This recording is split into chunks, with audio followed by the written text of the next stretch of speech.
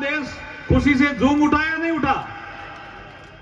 हमें अच्छी तरह से याद है कि 1983 में जब कपिल देव के नेतृत्व में क्रिकेट की टीम ने विश्व कप जीता था और वेस्ट इंडीज को हरा करके जीता था, तो लोग बहुत खुश हुए थे। मैं उस समय रेडियो सुनता था, मेरे घर पे टीवी नहीं थी, तो लोग रेडियो पे कान लगा करके बैठते थे। क्या सुन रहे हो? कि वो कपिल देव के नेतृत्व में जो है भारत जीत गया। अब उस समय मुझे क्रिकेट में शौक नहीं था, तो मैं भी सुनता था भी जीत गया तो, लेकिन खुशी तो हुई। किसी बाजार में जाओ, किसी मोहल्ले में जाओ, किसी कटले में जाओ, सब क्रिकेट की बात करते थे।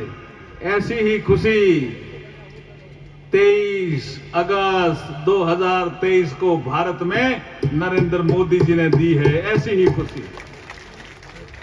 इसलिए मुझे एक गीत बनाने का अवसर मिला अटल जी ने। अटल जी खाली हमारी पार्टी के नेता थे, अटल जी इस देश के पूर्व प्रधानमंत्री थे ऐसा नहीं, वो ऋषि पुरुष थे। उनके मुंह से जो शब्द निकलते थे वो आगे चल करके सत्य सिद्ध होते थे। जैसे 6 अप्रैल 1980 को भारतीय जनता पार्टी का गठन हुआ तो पहला अधिवेशन बॉम्बे में हुआ, और बॉम्बे में जब अधिवेशन हुआ तो अटल जी ने एक वाक्य कहा था। कुछ पुराने लोग यहां बाड़मेर से भी गए होंगे, दिलीप जी यार शायद गए होंगे, आप गए होंगे वहां। उन्होंने क्या कहा? मैं भारत के इस पवित्र घाट के पश्चिम तट पर खड़ा होकर के ये घोषणा कर सकता हूं कि अंधेरा छटेगा, सूरज निकलेगा और कमल खिलेगा। साहब कोई कल्पना नहीं कर सकता था, खिल गए। ऐसे ही ये एक चंद्रयान का विषय था।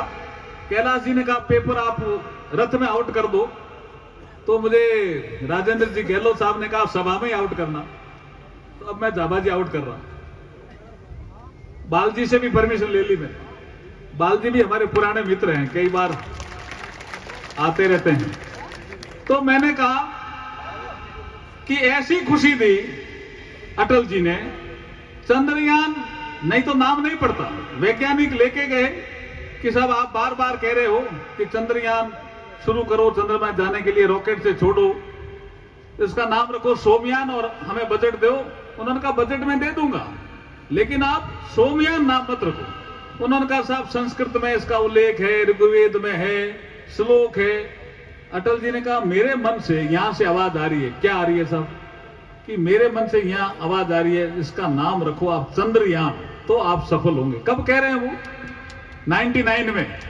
और उन्होंने लाल किले की प्राचीर से चंद्रयान छोड़ेंगे ये घोषणा की।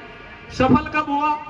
मोदी जी के कालखंड में। अभी 23 अगस्त 23 को इस अभियान ने 2 चीजें सिद्ध की। संसार के बहुत से देश चंद्रयान पे जाने की कोशिश कर रहे थे, उसमें सफल 3 हुए, अमेरिका, रूस और चाइना।